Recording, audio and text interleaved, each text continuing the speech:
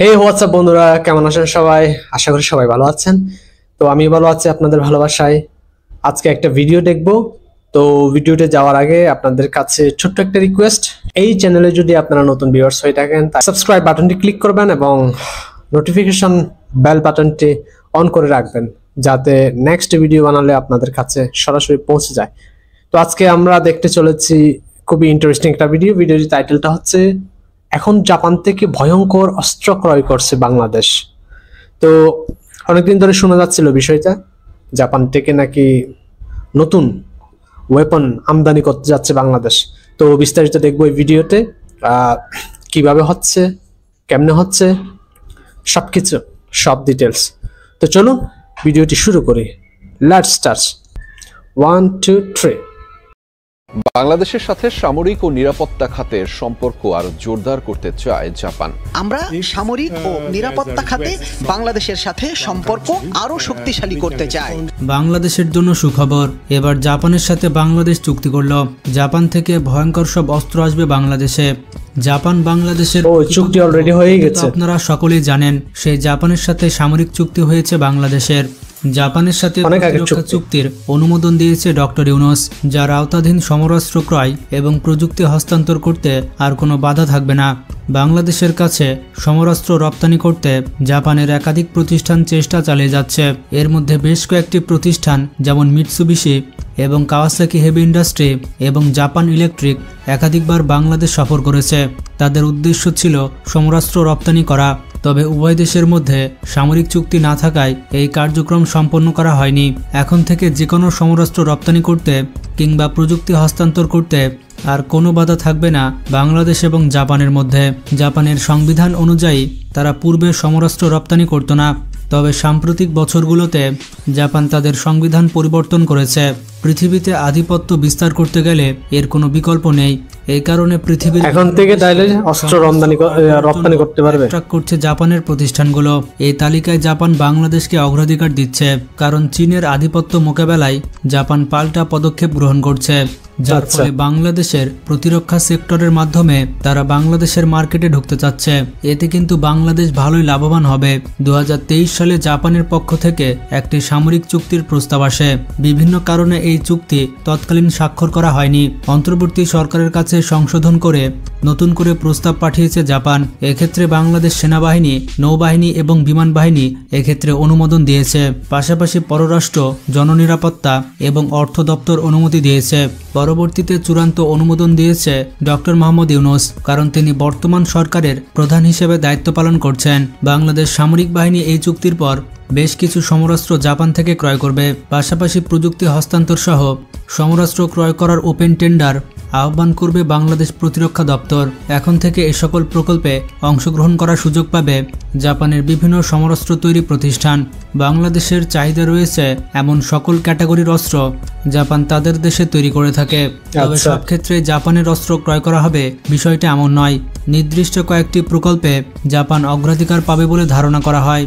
এক্ষেত্রে জাপানের maritime patrol aircraft, submarine frigate এবং রাডার সহ বিভিন্ন সমরাস্ত্র অগ্রাধিকার পাবে। খুবই হেভি কিছু ওয়েপন আগামী কয়েক বছরের মধ্যে ফ্রিগেট প্রকল্পের ওপেন টেন্ডার আহ্বান করবে। পৃথিবীর অধিকাংশ দেশ দুর্নীতি কমাতে এবং সঠিক সমরাস্ত্র নির্বাচন করতে ভারী সমরাস্ত্র ক্রয়ের ক্ষেত্রে ওপেন টেন্ডার আহ্বান করে থাকে, যেখানে কয়েকটি বিষয় বিবেচনা করে সমরাস্ত্র ক্রয় চূড়ান্ত করা হয়। এর মধ্যে রয়েছে কোয়ালিটি, মূল্য এবং রাজনৈতিক বিষয়টি বিবেচনা করা হয়। বাংলাদেশ নৌবাহিনীর হাই পারফরমেন্স ফ্রিগেট প্রকল্পে বাংলাদেশ চাইলেও সেটির গোপনীয়তা বজায় রাখতে পারবে না, কারণ অনেক দেশ রাজনৈতিক এবং অর্থনৈতিক চাপ সৃষ্টি করবে, যেটা বাংলাদেশের ডলারের একটি প্রকল্পে সকল দেশই চাইবে জয়লাভ করতে। এই তালিকা অনেক লম্বা, যার মধ্যে মার্কিন যুক্তরাষ্ট্র, নেদারল্যান্ড, ফ্রান্স, ভারত, চীন, তুরস্ক, Italy, Germany, Britain, Spain, Russia এবং সর্বশেষ রয়েছে জাপান। যার ফলে ওপেন টেন্ডার আহ্বান করলে সব দেশই তাদের হাই পারফরমেন্স ফ্রিগেট প্রকল্পের দরপত্র বাংলাদেশকে দিবে। এক্ষেত্রে শর্ট লিস্ট তৈরি করা হবে যোগ্যতার ভিত্তিতে। তখন অন্য দেশের আপত্তি করার কিছু থাকবে না। যে দেশ কম খরচে এই ফ্রিগেট তৈরি করে দিবে এবং মান ভালো দিবে সে দেশের হাতে প্রকল্প তুলে দিবে বাংলাদেশ এবং সেই দেশের কাছ থেকেই হাই পারফরমেন্স ফ্রিগেট ক্রয় করবে বাংলাদেশ। সব দেশের দরপত্র দেখার পর সর্বশেষ একটি দরপত্র সিলেক্ট করবে বাংলাদেশ প্রতিরক্ষা মন্ত্রণালয়। বাংলাদেশ নৌবাহিনীর সেই প্রকল্পে নিজেদের মোগামি ক্লাস স্টিলথ ফ্রিগেটকে প্রস্তাব করবে জাপান। ইতিমধ্যে ইন্দোনেশিয়া, অস্ট্রেলিয়া সহ বেশ কয়েকটি দেশ এ বিষয়ে প্রস্তাব করেছে। সেখানে শর্টলিস্টে থাকলেও তারা টেন্ডার জয় করতে পারেনি। তবে বাংলাদেশের প্রকল্পে জয়লাভ করার দারুণ সুযোগ দেখছে জাপান, যার মধ্যে রয়েছে রাজনৈতিক, অর্থনৈতিক এবং কোয়ালিটি। জাপানের সাথে পশ্চিমা সকল দেশের মিত্রতা রয়েছে, যার ফলে মোগামি ক্লাস নির্বাচন করলে বাংলাদেশের রাজনৈতিক চাপ থাকবে না। এছাড়া এরকম বড় প্রকল্পে সহজ শর্তে ঋণ প্রয়োজন। জাপানের মতো ঋণ সহযোগিতা অন্য কোনো দেশ দেবে বলে মনে হয় না। বাংলাদেশ ঋণ নেওয়ার ক্ষেত্রে জাপানের ওপর সব থেকে বেশি নির্ভর করে থাকে। তাছাড়া এর কোয়ালিটি প্রথম শ্রেণীর, ডিসপ্লেসমেন্ট 4 থেকে 5,000 টন। চাহিদা অনুযায়ী vertical launcher, air defence system 16 থেকে 32টি। এতে অ্যান্টিশিপ মিসাইল থাকবে 200+ কিলোমিটার রেঞ্জের। অনেক ব্যাপার হিসাব নিকাশ করে জাপানের কাছে যাচ্ছে বাংলাদেশ। অথবা বাংলাদেশ চাহিদা অনুযায়ী এই ফ্রিগেট মডিফাই করতে পারবে। তবে এটি 1 বছর পূর্বেও বাংলাদেশ নৌবাহিনীর জন্য আদর্শ ছিল না। সম্প্রতি সময় এটি আপডেট করে এটি সকল সমস্যা সমাধান করেছে। জাপানের মেরিটিয়াম পেট্রোল এয়ারক্রাফট অত্যন্ত সেরা কোম্পানি এবং ব্যয়বহুল। বাংলাদেশে অতীতে জাপানের P3 এয়ারক্রাফট নিয়ে অনেক আলোচনা হয়েছিল, সুতরাং ধারণা করা হয় বাংলাদেশ হয়তো পুরনো মেরিটিয়াম এয়ারক্রাফট বিবেচনা করতে পারে। এছাড়া রাডার সিস্টেম সম্পর্কে আলোচনা এক প্রকার নিষিদ্ধ বলা যায়। তবে সাম্প্রতিক সময়ে জাপান সবথেকে বেশি মনোযোগী হয়েছে সাবমেরিন রপ্তানিতে। সুতরাং জাপান যদি বাংলাদেশকে প্রস্তাব দেয় তাহলে বাংলাদেশের উচিত হবে সবার আগে জাপানের সাবমেরিন ক্রয় করা।